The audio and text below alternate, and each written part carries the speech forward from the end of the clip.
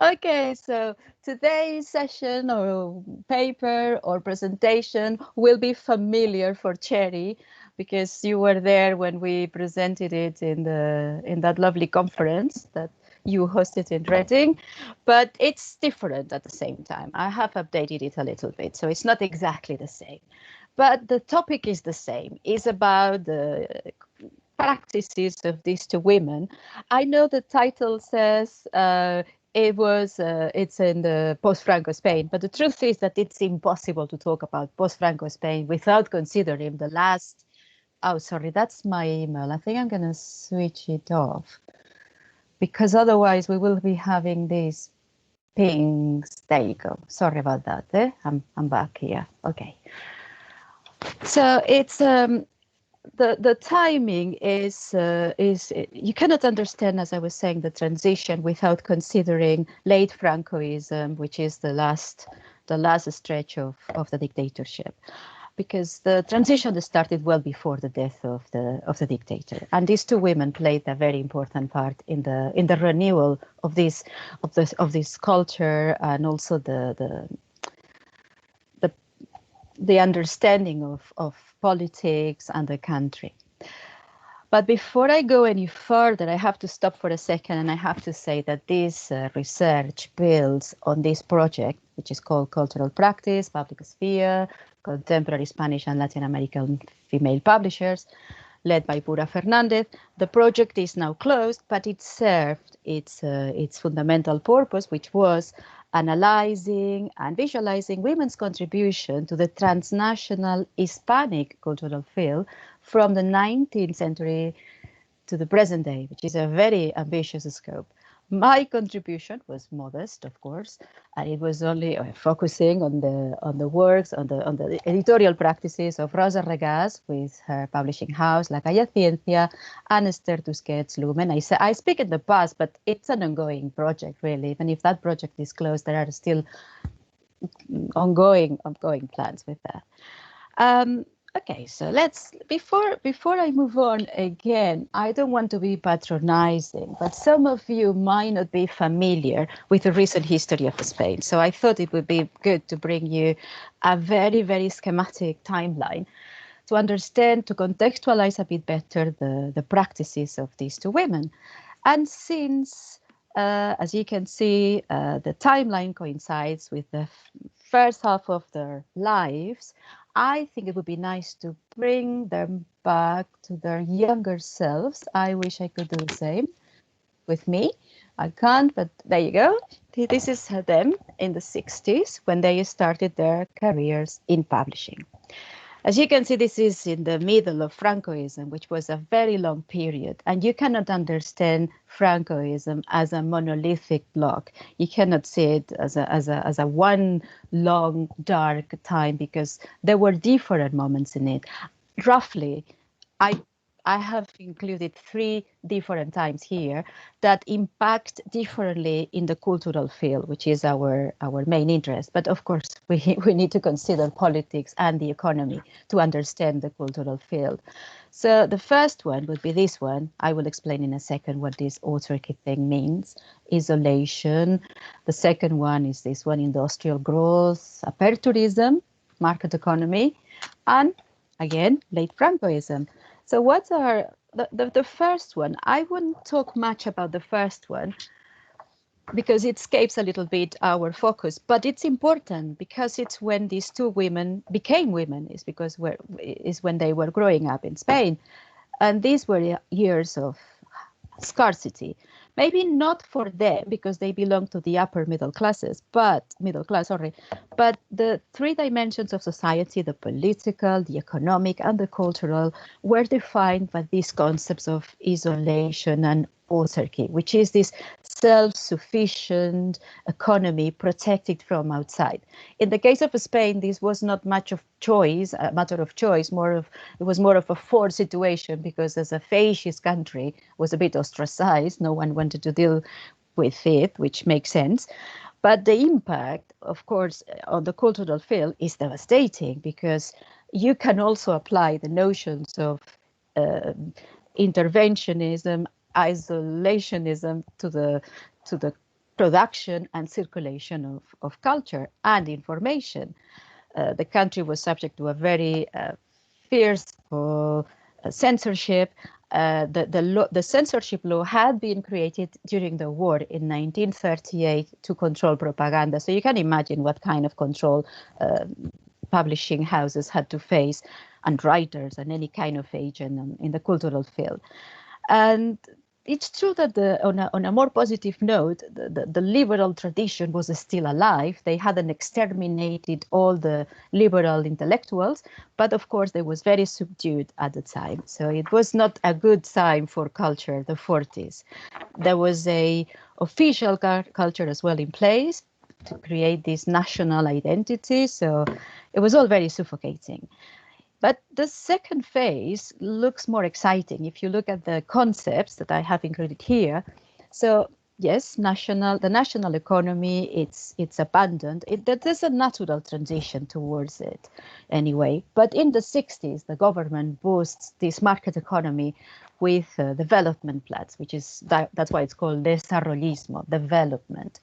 And of course, this was an economic miracle that found a bit of a parallel in political terms, because the regime decided to dress up a bit the language they were using. They were using words such as liberalization, political development, but this new rhetoric of the regime was purely cosmetic and superficial. So it was just an act of cynicism to gain some democratic credibility in the eyes of Europe, because they wanted to join the European Economic Community. They had applied in 1962 and they had been rejected because, of course, there was a fascist country. I mean, and they were not very compatible with a true liberal democracy that inspired the European community already at the time. But at least this materialized in a new censorship law for the cultural field was positive, for the economy was positive, politics didn't change. But this cautious opening created this new law that was passed in 1966. It took a long time. It took years because there were tensions within the regime, and it was not a massive improvement. It again an act of cynicism. It was presented as a new freedom of speech. Finally, you have freedom to publish whatever you want, but that was not true in practice. But at least that brought some flexibility, and it was possible, for instance, to publish liberal magazines. And in terms of books, it was also positive because it gave this impression that it was possible to publish more. There was also a new generation of publishers emerging. So the publishing industry became more daring, more imaginative, more dynamic. And a lot of the small publishers emerged at the time. Some of them were extremely political, like this one, Editorial, ZYX, but as you can see, it didn't survive the regime. I'm laughing, but it's not laughing. I mean, that was awful because they were giving the impression that they could set up these publishing houses. They would grant the permissions only to asphyxiate them afterwards. So it was a different way of controlling, but still a very, very tight control of the production and circulation of culture. But never mind, here they are. Lumen and La Gaya Ciencia appeared around this time, and they managed to publish more or less what they wanted. They faced issues with the censors, of course, like everybody else, but they managed to publish a lot of what they wanted. Before I finally, after this long context, but I thought it was important to bring you a bit of context of the publishing field of the time, I would like to mention this man. I mean, Barral Editores, Carlos Barral. This is a publisher that probably some of you are familiar with. Why am I mentioning him? Well, because Barral was one of the most influential Spanish publishers of all times, but particularly of the 50s. And this new generation of publishers, among them Rosa Regàs and Esther Tusquets looked up at him. I mean, he was the model for them. And in some cases, he was a real mentor. In the case of Rosa Regàs, he became a real mentor. So he joined in 1950 this Editorial, Seix Barral, which was co-owned by his family. And he worked very hard there. He achieved a lot. I'll explain quickly some of his achievements. Sadly, he was booted out because of a family disagreement. Disagreement with the other family that co-owned the Editorial, and he left in 1969 and set up Barral Editores. I wanted to explain this because you would see two publishing houses there, and they are not the same, not at all. But with Seix Barral, what he achieved was a lot because, well, you can see him in this very stylish picture. I couldn't help it. I had to put this picture. This is part of his editorial board. And I'm showing this because a few years later, Rosa Regàs would be part of this editorial board. That's why I'm talking a bit about Carlos Barral. What he achieved was a lot because with the series or Colección Biblioteca Breve, he revamped this series. It was a bit abandoned, and this series was instrumental in consolidating social realism, which was that literary trend of the 50s that captures the harshness of the times and most importantly presents an aesthetic opposition to the official culture of Francoism. This series was a model for Esther Tusquets when she created one of her collections of narrative. She was very much looking at that. And this collection was attached to El Premio Biblioteca Breve. And this prize, this award, served to establish a transnational connection with Latin America. He reached out to Latin America, which had been sadly abandoned during Francoism. There were strong connections during the Republic, broken with Francoism, despite the fact that a lot of the publishers that went to exile established themselves in Argentina and Mexico and set up their publishing houses. So Barral was the man who brought this back to work. He established networks with the exile, with the Parisian exile, which was very, very active culturally, and also networks with Italian, I always find this very difficult, Einaudi and Gallimard in France. And this was unseen in the 50s, whereas this was common practice for Rosa Regàs or Esther Tusquets later. Well, he was a gatekeeper, a pioneer, and as I was saying, he was a model and a mentor in the case of Rosa Regàs. So, who were these two women? What did they have in common? What made them different? What were their achievements? And how did they contribute to the democratization of culture and the whole country? Well, from today's perspective, we would say, oh, they were the most spectacular achievement is that they were two women working in a overwhelmingly world and society dominated by men, but they worked well with men. I mean, I think they were just extraordinary publishers on their own rights. And I will show you that in a second, because I will show you a screenshot of their catalogs in parallel, and you will see all the achievements they have in there.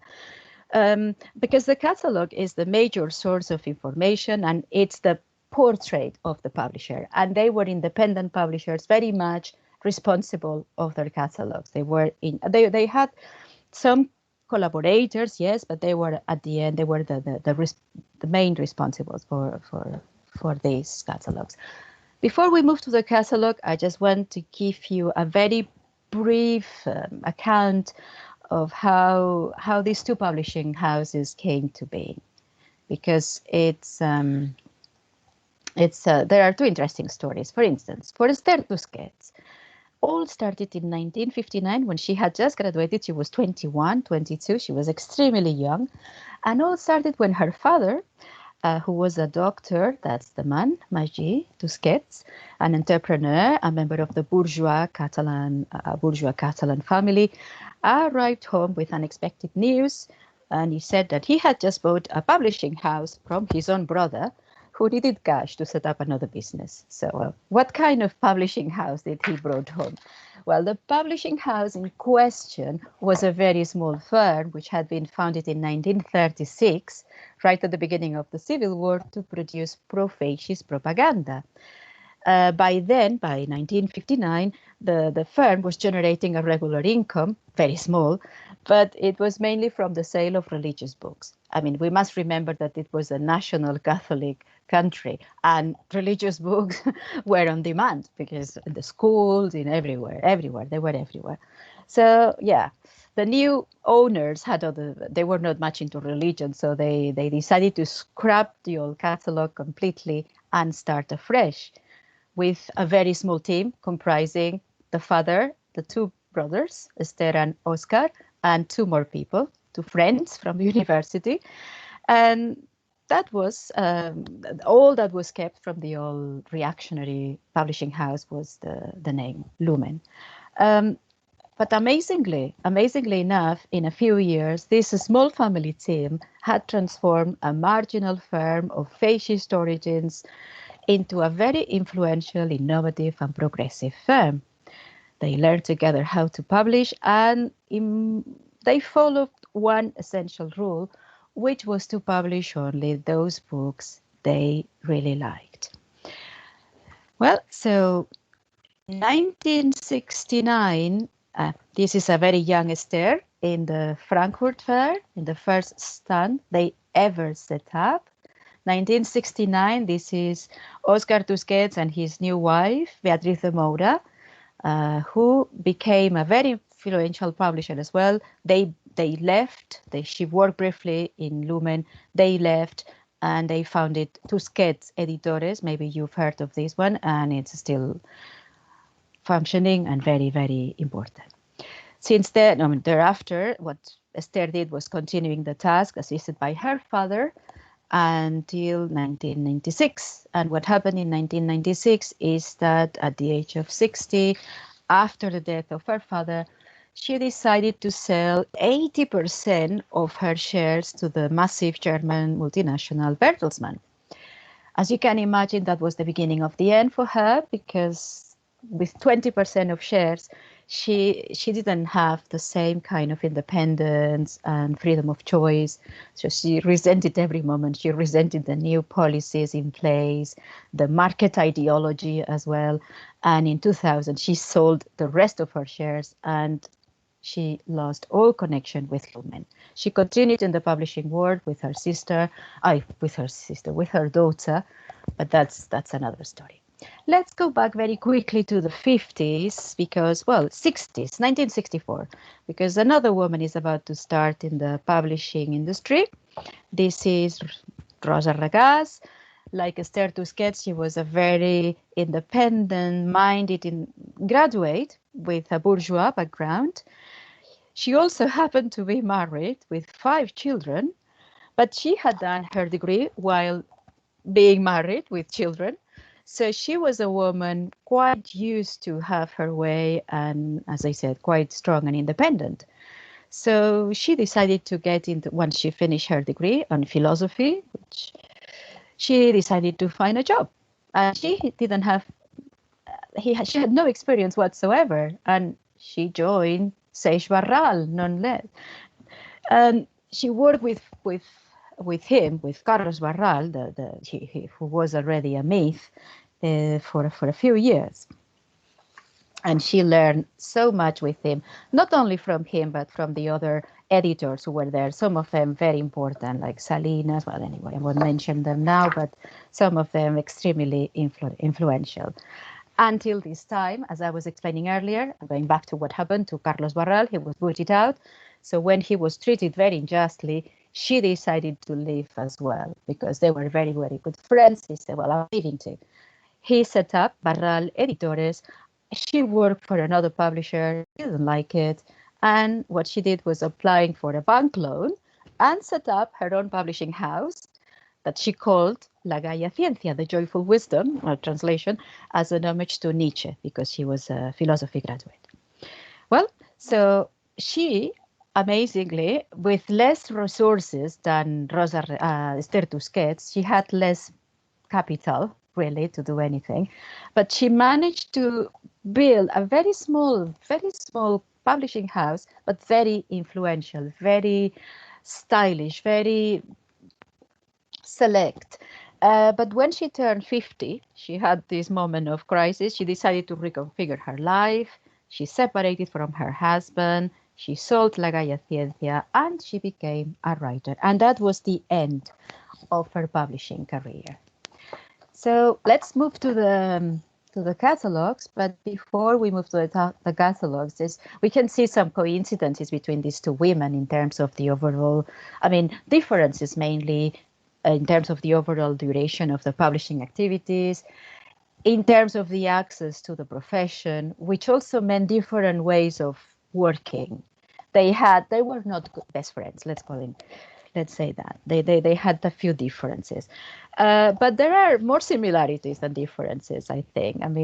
For instance, in terms of social background and ideology, they both belonged to this Barcelona bourgeoisie. They both had a university degree, which was very uncommon at the time, especially among women, also among men, but among women. And they both belonged to this cultural phenomenon known as the gauche divine. This phenomenon emerged in Barcelona in the 60s and the 70s. And it consisted of a group of intellectuals and professionals from the liberal and left-leaning layers of the middle class. That's important to remember. They were all anti-Francoists, but you had architects, you had photographers, you had models like Teresa Gimpera, who is this one, actresses, and publishers, all sorts of people. And women occupied a central position. It was a bit of a feminist phenomenon, but it was above all a phenomenon of dissent in this stagnant official culture of Francoism. If we look at the catalog, finally, we can see that they are also similar. There are parallels in these categories. I've made the categories myself, but I tried to establish some parallels, and it was possible to a point. And you can see that the intellectual engagement with the profession is similar, even though that the catalogs don't mirror each other, but the backlists are an expression of their own intellectual and aesthetic aspirations. For instance, in the case of Rosa Regàs, it was architecture and philosophy. In the case of Lumen, it was photography and literature, meaning that she has this photo reportage series, very important, and this Palabra en el Tiempo series, which is following the steps of Breve, Narrativa Breve. I don't know. I'm just so biblioteca breve. That's what I meant. I'm just checking the time and everything. And there's as well some sort of political engagement, even if it's not so explicit in the case of Lumen. It's more explicit in the case of La Gaya Ciencia. She pioneered some political books that would be a before and an after. I'll explain that very quickly with some images. But for instance, I'm finishing now. If we look at the first category, books for children and young people, and Sophie, I'm sure Sophie knows what I'm talking about now. You're familiar with this. Yes. It is important to say that for these two women, they were very much into philosophy, architecture, all that stuff. But children's books were super important. They thought that for them was as important as the rest, because and that's an interesting thing to consider, because they both believed that books were essential for the cognitive and aesthetic development of children as human beings. They were not considered by them as subhumans. And what happened in children's books in Spain in the 60s and before is that they were extremely neglected. They were old-fashioned in terms of design. They were still reproducing typical social and moral models of the post-war society, which means that the illustrations were presenting gender segregated spaces, the kitchen for mom, the living room and the armchair for dad. The female characters, of course, were associated with motherhood, passivity, beauty. So they wanted to break with this a little bit. Rosa Caramelo, it's part of this Italian series that Esther Tusquets discovered again in a bookshop. I believe I think I mentioned before in France, in French, and it was a coup de foudre for her. So she enlisted quickly. She translated everything they were producing. It was in progress. I think it was at the time it was still released in Italy and in France. And in the case of Rosa Regàs, she created another series, very different, with a different style. It was Spanish. It was created in Spain, and it dealt with class directly. With class, explaining to children what social classes are, what the dictatorship is, what democracy is, what are women, gender equality. So she was addressing directly very important issues. And the fact that both series are still in print in Spain with different publishers, it's a proof of the relevance. But they caused a stir at the moment, of course. In terms of narrative and essay, as I was mentioning, Palabra en el Tiempo would be one of the flagships of the publishing house of Lumen, and of course is the area that better shows the symbolic capital of both firms and the personal networks they had. For instance, in the case of Esther Tusquets and Lumen, she enlisted the services of her professor at the University of Barcelona. I have to say that he also taught me, but he was a bit older than that when he was about to retire there. Anyway, he was a very knowledgeable man who had been living in the States, so he had a broad knowledge of world literature. Let's face it, the Spanish frontiers were closed for many writers, even classic writers. So with Antonio Vilanova, Esther Tusquets was able to bring to Spain translations of authors that had never been published in Spain before, such as Susan Sontag, Mary Flannery O'Connor, or in France, Albertine Sarrazin. He also adapted translations or new translations of authors that had been banned by the regime, such as Virginia Woolf. And don't ask me why, because I don't know. It is an irrational business, censorship. You never know why. So Lumen brought back Woolf and undertook the task of publishing her complete works. And other writers in Spanish, which were their discovery, the discovery of Tusquets. Rosa Regàs had less money, so she had limited financial resources. So this is why there are fewer translations in her backlist. That's another important thing to consider. But her backlist stands out because she includes a significant number of writers, of young writers, philosophers that would become canonical. So she had a good eye, good context, such as, don't know if you are familiar. I wanted to show you as well the very stylish design of the books of La Gaya Ciencia. I mean, this is Vázquez Montalbán, Juan Benet, Álvaro Pombo. They were not very well known. Well, a little bit, but not so much. In terms, I move on. In terms of poetry, we have El Bardo, which is one of the most emblematic series of poetry of the transition and the end of the 60s as well. And in the case of Rosa Regàs, there was not much of that, but she included poetry in Catalan, which is an important sign of dissidence as well at the time. And we are moving now to this photo reportage. Sorry. Is Palabra Imagen. This is the catalog. I just wanted to show you this because this is the first project Oscar and Esther undertook together. That was before 1969. And it's important because it was a niche that was empty in Spain. No one had ever done this. She didn't want to start with narrative because Carlos Barral was doing it. So she didn't want to be eclipsed before starting. But this was something so innovative, and this multimodal approach was something new in Spain. She enlisted the work of some very, very prestigious writers and some prestigious photographers of la gauche divine, such as Oriol Masarax and others. So that was a very important achievement, and the equivalent we could find in La Gaya Ciencia is the cultural magazines that Lumen didn't have. And there were some cultural magazines. This was elitism, elite or cultural elite. Not everyone could read or understand this. I mean, architecture, for instance. But this journal on architecture became really influential. And this is what Joseph Rickward, who is still alive, architectural historian, wrote to her when she closed down the Gaya Ciencia and Arquitecturas Bis. He said to her, "You must be proud. Since it was launched, there have been so many imitations of Arquitecturas Bis over the world."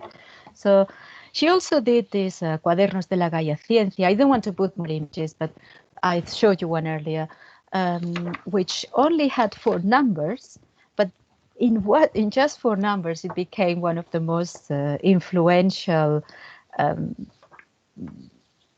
journals, cultural journals of the time. That was before the death of Franco, even, because it was based on Critique, the French journal, if you see what I mean. So as you can see, they were looking up to Europe a lot, and they were trying to bring into Spain all these innovative ideas mixed with their own, of course. These informational books are the other side of the coin. What I mean with this is that the cultural magazines were for the elite, and the informational books were for the broad audiences. She made a lot of money with these books. They were 3 series of educational and with didactic bias, and the general objective was to bring key political and social concepts to a broad audience. We could spend a long time talking about this, but it's something that no one had done before, explaining political concepts to a society which hadn't had an opportunity to educate themselves politically, even explaining what's the divorce, which was the themes that were voted in the political arena, just trying to bring this to the mass reader. She made a lot of money, but it is interesting because the money she could make in this gave her the opportunity to publish the cultural magazines or other realities. So that was the way in which she would put the balance in the resources she had. Finally, this is the last bit. There you go. This is el embarazo, la separación. This is a little illustration. I'm racing through I see it's not that late. We still have some time. So in terms of women's narrative, this belongs more to the 90s for Lumen. It's something that was happening, I know, in England, in the States, in France, in the 70s. But Spain in the 70s was undertaking other changes, and the feminists were very angry, of course, because they wanted to be taken as in the same kind of consideration. But no, that was not happening so much. Although Lumen, I know Villanova didn't look such a cutting edge individual, but he wrote a lot of literature written by women to Palabra en el Tiempo. I'm sorry, the quality is not very good. I tried to enlarge it. This appeared in 1975 in a feminist magazine, and it's Mujeres en Lumen. They didn't have a series yet devoted to women, but they were still presenting the publishing house that, hey, we publish women, which is not something that it hadn't been done very much in Spain. Only a couple of publishing house, one in Madrid and one in Catalan. And in the 90s, she finally created her series devoted to women, even with a prize. This is the coda, the final coda I wanted to show you. That's something that happened 2 years ago. 2 years ago, there was this exhibition in la Biblioteca Nacional de España in Madrid, in the National Library. And it was to pay homage to all these publishers who paved the way to democracy, which is nice, beautiful.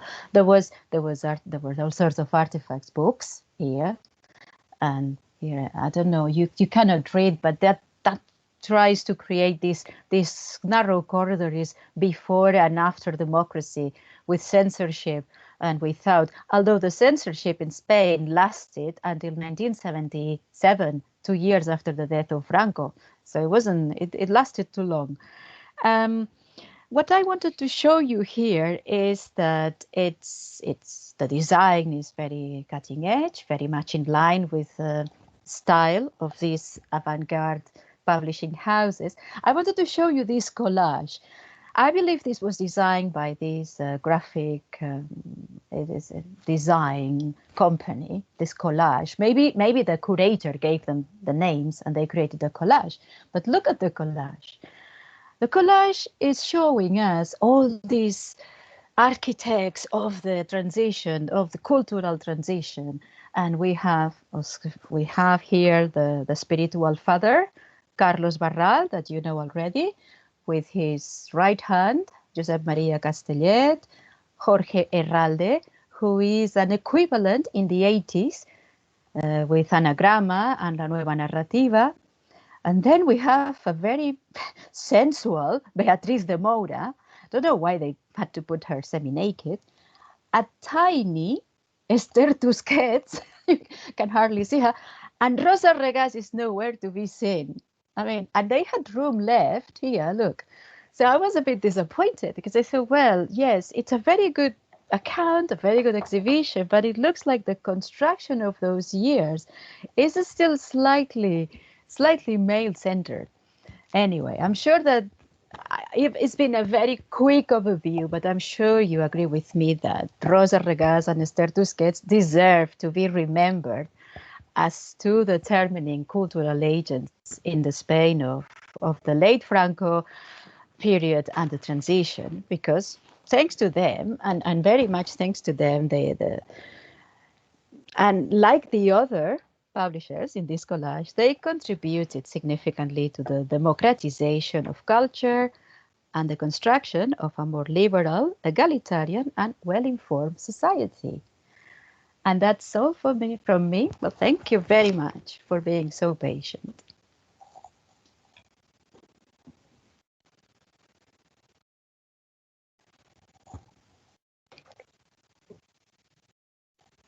Thanks, Marta. Thank you. Are we going to do some questions now? Do you want me to chair this part to do some questions?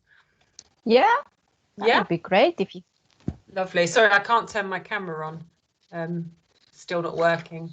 But that was really fascinating. Thanks so much. I'm just wondering, does anyone have any questions then they want to share, and we can spend a few minutes then discussing this really rich and really, really interesting paper. Any questions at all? You know, I can talk for another hour, but I won't. So I think does Sophie raise your hand first? Sophie? Oh, hello. Hello.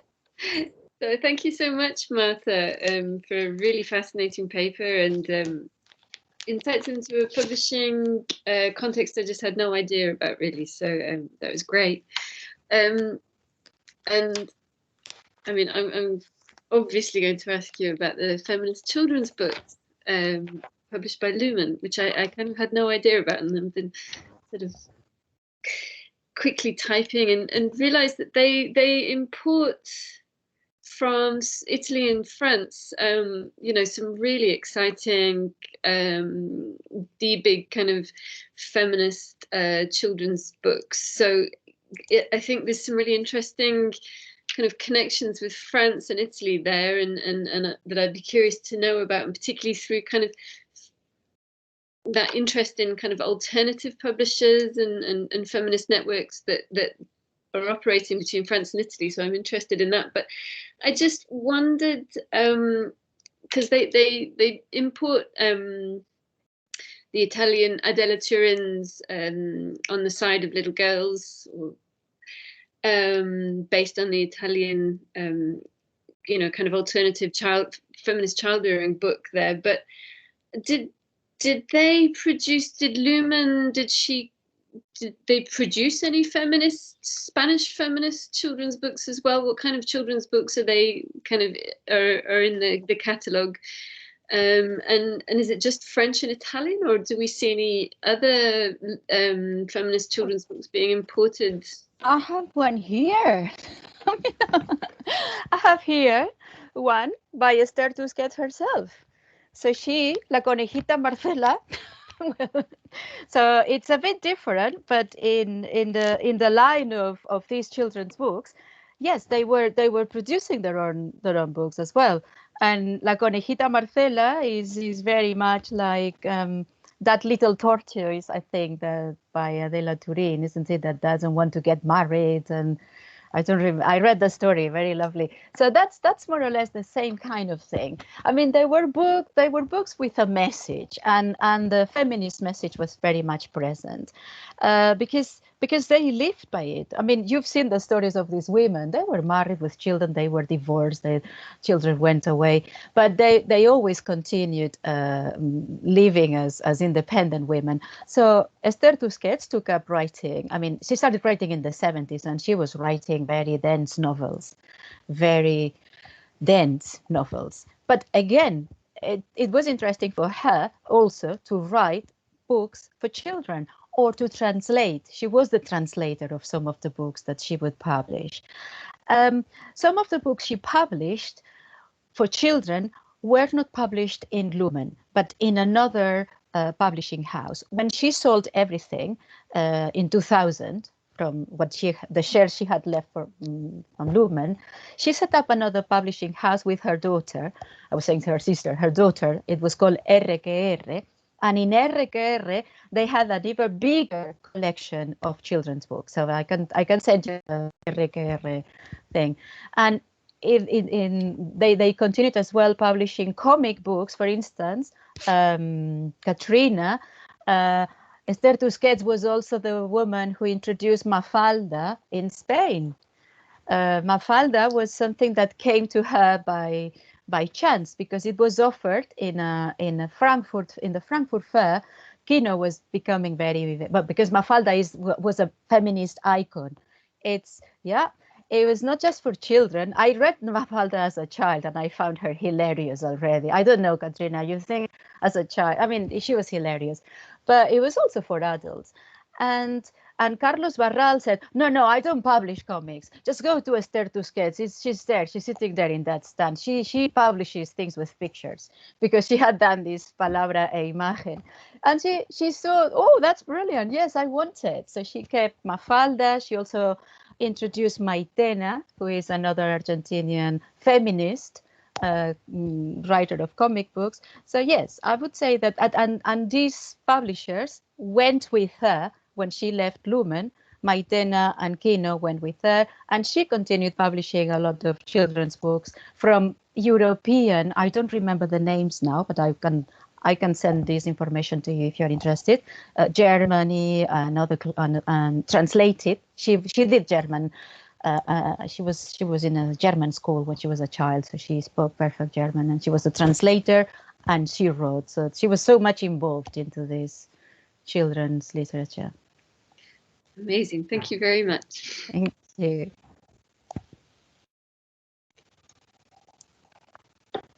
Feltrinelli. There you go. So next question, Julia, do you want to go ahead? I will. Thank you. Hello, Julia. Nice to see you. Oh, you are familiar with this paper as well, because you were in the other paper.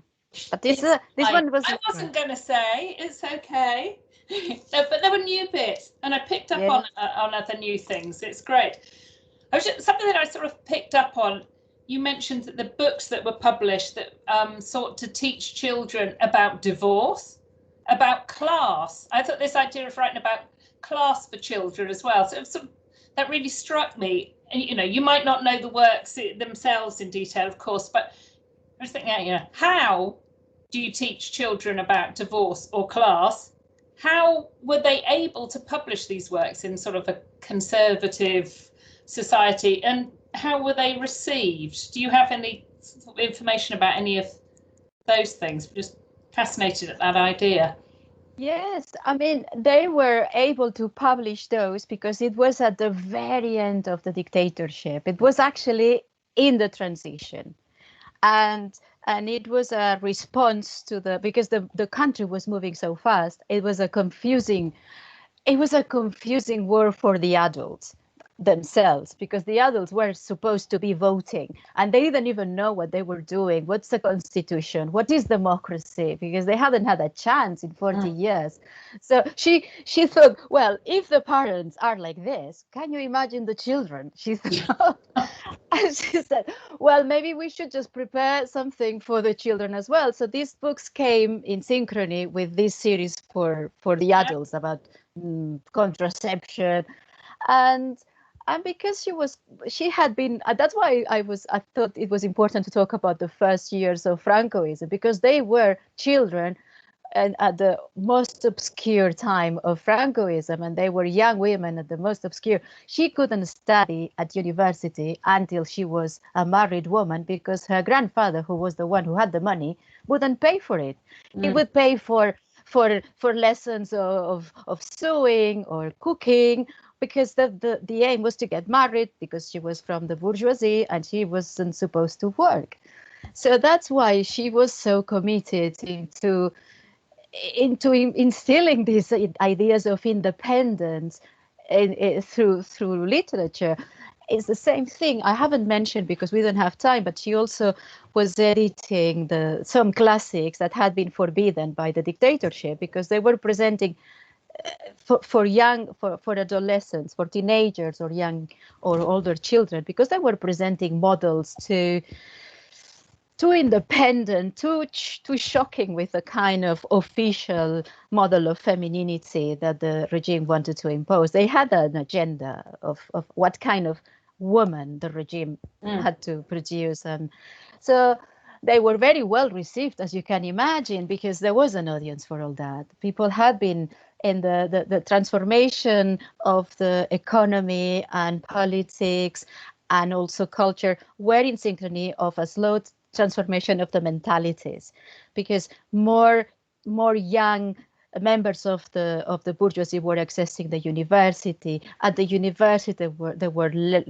left-wing professors who were transforming the mentality. I mean, the main focus of dissidents for Franco in the 50s were the university students. You wouldn't believe it, but yes. And in the 60s, they were the workers. So that means that they were now the parents of these children of the transition. So the parents were delighted that, oh, finally. So they were selling very well. And these books are still in practice, they're still in print, they are still edited. And when particularly the ones you mentioned, Julia, are published in Valencia, and when this is a very small independent publisher, when he presented this collection, Libros para Mañana, said, well, if we are still presenting these books and they are selling, it's maybe because this mañana hasn't arrived yet. Yeah, I was going to say, still teaching about class and feminism, gender. Okay, thank you. Thank you. Yes, Nicola, got a question? Hi, yeah, I'll switch on. Thank you, Marta. That was really interesting, and the image that you showed at the end of the lack of women in publishing would be great to include in the book potentially from the exhibition. Yeah, I was just wondering if you could say a little bit more. I've done work on censorship, and I'm always interested in like different systems of censorship, and could you just out of interest really, could you just say a bit more about how yes, it was kind of official state censorship, and then the 66 law changed things a little bit, you said? Yeah, the main difference, as I was saying, the 1966 law was the biggest act of cynicism you can imagine, because you have this 1938 law, which is done under wartime directives. I mean, it's just to control fascist propaganda. which means that it's completely based on intervention. It's this cannot be done, this cannot be done, this cannot be done.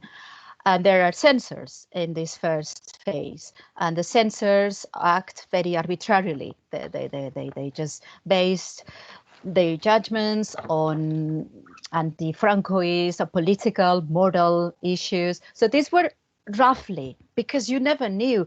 Sometimes the publishers would present a book that would be rejected, that would try again, and then it would be accepted by another censor. Some of them were more permissive than others. So it was a bit chaotic, a bit improvised.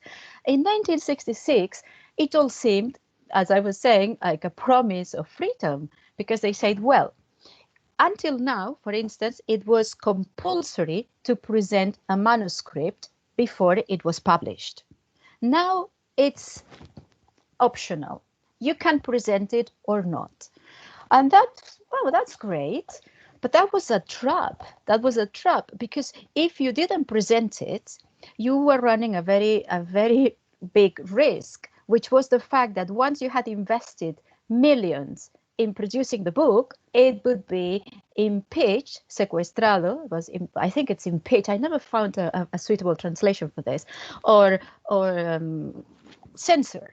And that means that you would lose all your money. And some publishing houses had to close down because of the censors. I mean, those were suffocated. And that's why I was saying there was another mechanism. There were four steps, really. The first step in the 1966 law, the one that promised all this freedom. The one that promised all this freedom had 4 steps. The first one was you had to be accepted in a register. El registro. It was that they would give you a permission to be a publisher. In order to acquire this permission, you would be subject to a the police would investigate you just to see that you didn't have any kind of connections with communists or God knows who. So if you passed, fine. You also had to present a plan of what you wanted to publish. And for instance, you have the situation of a publishing house, a small one, that said, well, we are going to publish books on ajedrez, the chess, I can't find in chess, on chess. And they were publishing as well political books until they will find out they got away with murder, more or less, but they were found, you would be found out sooner or later. So that was the first step. The second step was optional, which was presenting the manuscript or not. You could jump that one. But the third step was censorship properly, because they said that they didn't have censors anymore, but they had lectores, which in the end is the same thing.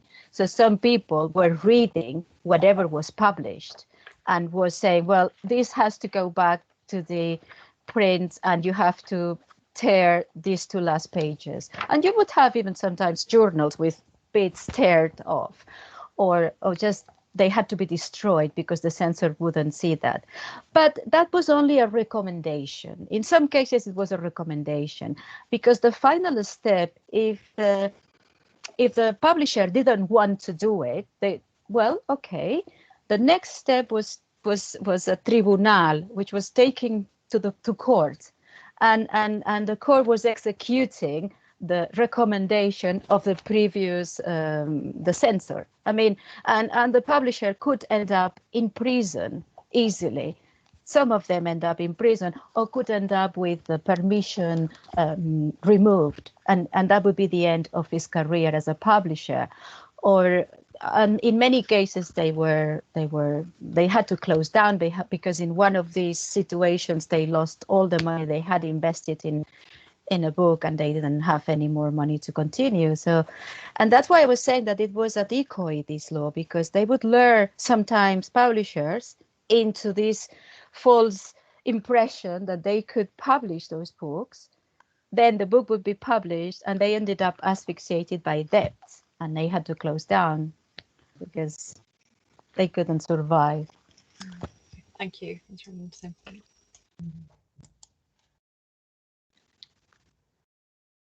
Question from Elisa. Hello, Elisa.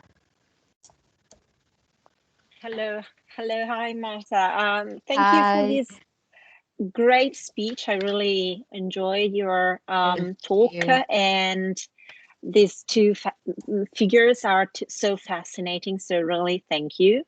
Well, I hate to say this, but mine is more of a comment than a question. No. No. I mean, it's both actually, because what you were saying about censorship really matches what was happening in Italy. But curiously, in Italy, we had this situation that in Spain happened in 1966, happened before, during fascism, so 1938. So I was wondering if in 1938 in Spain the censorship was actually preventive or not, because in Italy they said it was not preventive, but as a matter of fact, as you said, it was even worse, because they allowed a publisher to publish, but then they had to send copies to the prefecture that read the books and could decide to take it off from the marketplace, which of course, as you said, would be devastating, because it would be an expense for the publisher to put the book on the market and then see it taken off. So as a matter of fact, publishers were very careful not to do so. But the regime was insisted on the fact that no preventive censorship exists in Italy. Okay. So they really insisted on this idea. I was wondering if it was the same in Spain. And I just wanted to add, this is the comment part. You were wondering why Woolf was banned or was censored. Yeah. Well, I could tell you why she was please not welcomed in Italy. I don't know if it was the same in Spain, but in Italy, well, actually, in the first moment, she was facing subjects which were not welcomed to the regime, like let's think of Mrs. Dalloway. We have this soldier with post-traumatic stress disorder, so a bad example of what war can do to men. So and he commits suicide, which of course cannot be presented. Suicides had to be completely deleted from novels during fascism in Italy. And if novels contained suicide, they could not be printed, they could not be published. So this was one reason. But then, of course, she was married to a Jew. So Leonard Woolf was a Jew, and so she was part of this list of authors who were not welcomed to the regime. And so all her books were banned after 1942. So I don't know if this might be a reason in Spain as well. Then, of course, she was proposing feminist ideas, and she was saying that the war, like in Three Guineas, she was saying that actually the war is the fault of patriarchy. And so these are very strong ideas, I think, for a totalitarian regime. So it's just my 2 cents on the matter, but thank you. Well, no, thank you very much. I think it was a bit different perhaps in Spain, because Virginia Woolf had been translated in Argentina. I think it was Silvina Ocampo, and was Editorial Suramericana, I don't remember now. And it had been smuggled into, the books from, a lot of books that couldn't be published in Spain or couldn't be accessed in Spain were published in Mexico or Argentina, and they were smuggled back to the country as if they were bringing drugs or something. And I think Virginia Woolf was known by the elites, but what happened in Spain is that one prohibition led to oblivion. The fact that it was not possible to publish her in the 40s, for instance, or in the 50s when they tried to publish. Barral tried to publish The Waves in the 50s, and it was not allowed. And that's, I don't know if it was to do with the fact that she killed herself or she was a feminist. I don't really know, because it was very surreal, like everything in Spain at the time. So it was just fell into the general surrealism of the country. And in the 60s, it was possible. So that was the changing phase of censorship. But what strikes me is that what you were saying about the fascist law in Italy of the 30s, it's exactly what was presented in Spain within this new rhetoric of the regime as a progressist law, because the law in 1938 in Spain was even worse, because it was purely preventive. Purely preventive. There was no window whatsoever. The other one left some windows, and the publishers became very cunning, and they found ways sometimes of cheating the censorship, but not always. But that was very interesting. Thank you very much, Elisa. Can I ask a question, Marta? Yes, you can. And it's kind of following on a similar theme around the censorship, and I'm just wondering about the internationalization of these publishers and the writers as well. So in particular, the two women writers publishers you focused on, in terms of like, were they translated abroad, and how did that work? I think because my understanding also of the kind of relaxing of censorship laws, it's kind of a question also around complicity with this or not. Okay, correct me if I'm wrong, but this idea that actually, and in particular the publication of the Latin American boom, and that's the boom as a construction of the Spanish literary market, but it was also a means for the Spanish state via relaxing censorship laws to enable them to maintain control or gain control of the Spanish book market abroad, like say in competition with Mexico or Cuba. Yeah. So there's the paradoxical situation where Spain is publishing these boom writers who are very, pro-Cuban revolution, etc.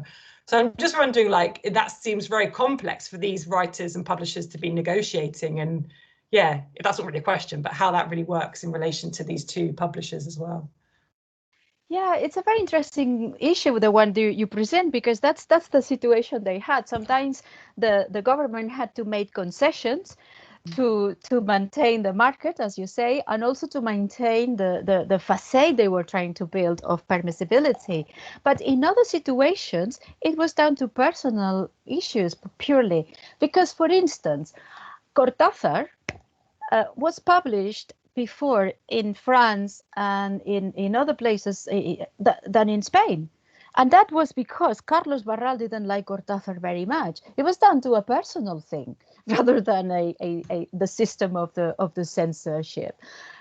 So that's the way in which things were sometimes, because he didn't like it very much. They wouldn't agree. They were trying to reach an agreement, and Cortázar couldn't believe it. I said, well, why this man is complicating things so much? I'm already published in France, in Italy, Germany, and it took a little while, but only because of this. In the case of these two women, you said because they were also writers. The truth is that they started writing at a very late stage. They were not writers when they were young women. They were writers in the 70s. And in the case of Rosa Regàs, I don't know if I understood your question, Cherilyn, but in the case of Rosa Regàs, she became a writer in the 80s. So it was by the end of the transition. And by then it was really, there was no issues then to be translated. But the case of Esther Tusquets is very interesting because she started writing before the death of Franco, and she started writing about lesbianism, which was a big taboo at the time. Homosexuality, lesbianism, that was some of the themes in her novels. But because she was so obscure in literary terms, I don't think she had many issues with the censors at the time. So they were, as writers, they were luckier than they were as publishers. I don't know, because the activity, the time of their activity was late in time when everything was more normalized.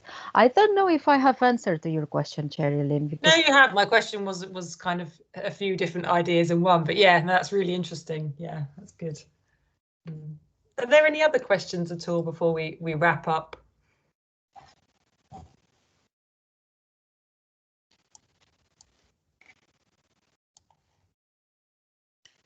Nicola has a hand, but I think it's the previous hand. Yeah, sorry, it was from earlier. It was really interesting. Thank you very much for being there. I know how tired you all are, but I put lots of pictures to keep you entertained.